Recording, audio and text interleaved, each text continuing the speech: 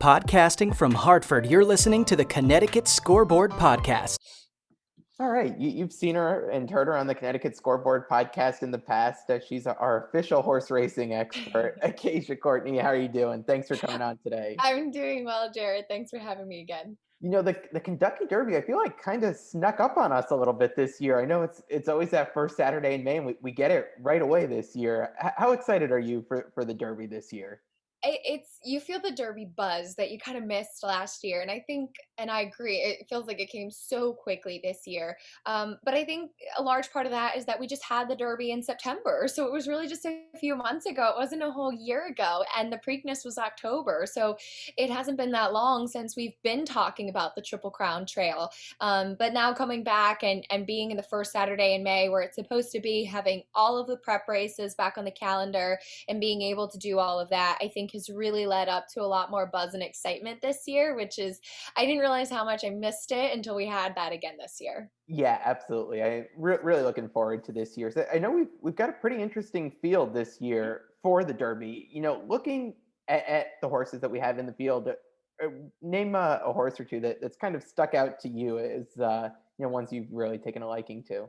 Well, the favorite will be Essential Quality. He is one of a couple who's undefeated in the field. He was the 2-year-old champion, and he's coming in for trainer Brad Cox, who has 2 entrants. He was awarded the Eclipse Award for Outstanding Trainer last year. He had 4 Breeders' Cup victories in the one weekend, including Essential Quality in the juvenile. So this is the horse with kind of the target on his back. But however, I think you can kind of tell by the types of races that he's run, even though he is the standout as far as being undefeated and being the juvenile champion. Now these are all 3-year-olds. They're all going the 1.25 mile distance for the first time.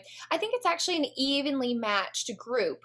So he, I think, is one who is kind of a standout on paper. Another horse taking a lot of buzz is it was Rock Your World, who started out on turf. He ran, as far as just gauging horses, we have the Beyer speed figures to compare them. Rock Your World ran the highest Beyer speed figure last time out in the Santa Anita Derby, defeating Medina Spirit, who will likely be another short price this season for Bob Baffert. So those are some interesting runners. And then you do have the Florida Derby winner, Known Agenda, who drew post position 1, which typically in the past has been a little bit of a curse as far as the post position draw does go. But last year they started with a new starting gate that's a full 20 horse starting gate. There's a little bit more space off of the rail. So drawing post position 1 is not as much of a detriment now as it was in years past.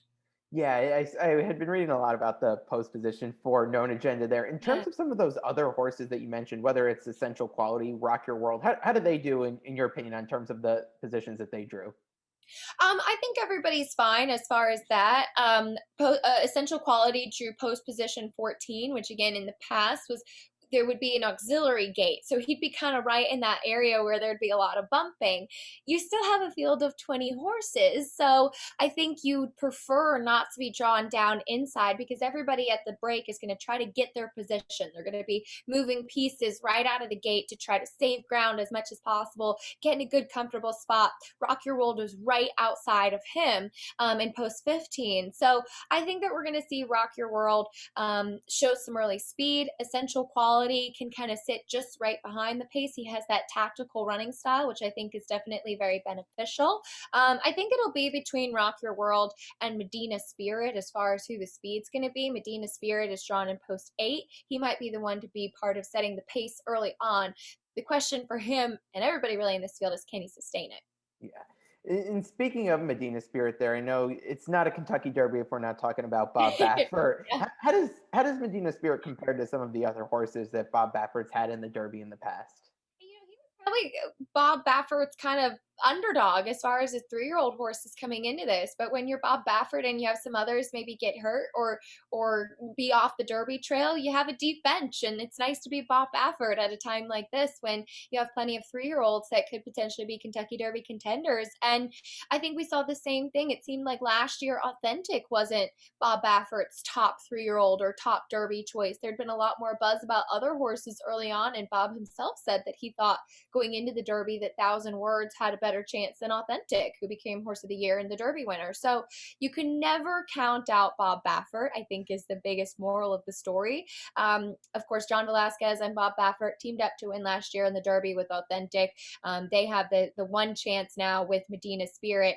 I have never been his biggest fan throughout the Derby preps, but again, I think you just can't leave out the connections, and he does have early speed.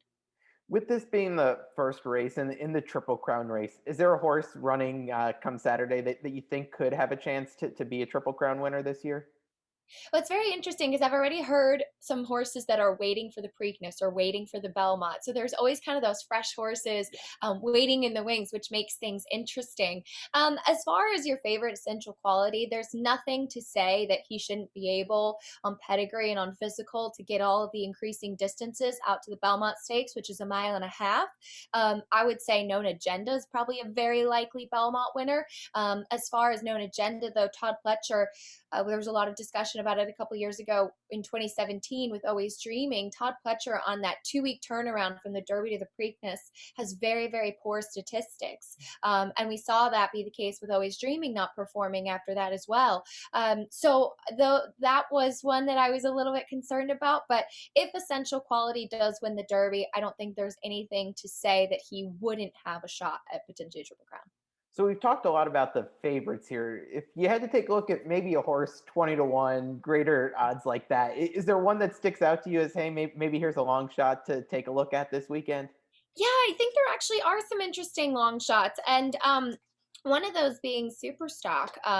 Steve Asmussen has 2 in here, and I think actually both of them in Midnight Bourbon and Superstock have a bit of a chance in here. I don't have the morning line in front of me, but I believe Superstock is 20-1 or greater. He won the Arkansas Derby last time out, and I know he got a perfect trip that day, and there were a couple of horses dueling in front of him, but just physically to me, in the way that he's been training, he looks like the type of horse that's getting good right now and should relish going the 1.25 mile distance. He's not 20-1, but Hot Rod Charlie, I believe, is 8-1 on the morning line, and he's the one that I am actually kind of leaning towards.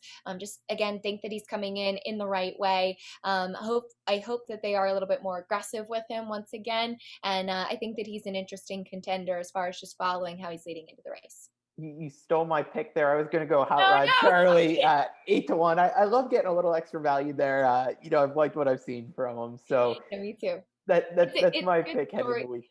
Oh, good. So hopefully it's not too much weight that we're putting on him here. Yeah, exactly. Yeah. Exactly. When you're the horse of the Connecticut Scoreboard Podcast, a lot of pressure here. I know. He's got to carry the whole state. Luckily, it's not a very big state, so that's good. Well, Acacia, for everyone out there who might not be following you, give a plug for yourself. And I know you've got your own podcast now, right? I do, yeah, fellow podcasters. I'm doing a podcast called In the Ring with Acacia Courtney, which is under the banner of In the Money Media, and it's geared more towards the sales and pedigrees and breeding and kind of going into buying horses for these potential Kentucky Derby runners and things like that. So covering once a week, that kind of thing. You can check that out on social media and on the In the Money website as well. And my social media is Acacia_Courtney. You can find me on all social media platforms. Feel free to reach out with any questions for the Derby or elsewhere, and talking all horse racing all the time. Well, Acacia, thanks so much for coming on. Connecticut's own, our horse racing expert here at the podcast. Thanks again, and enjoy the Derby. Same to you, Jared. Thanks.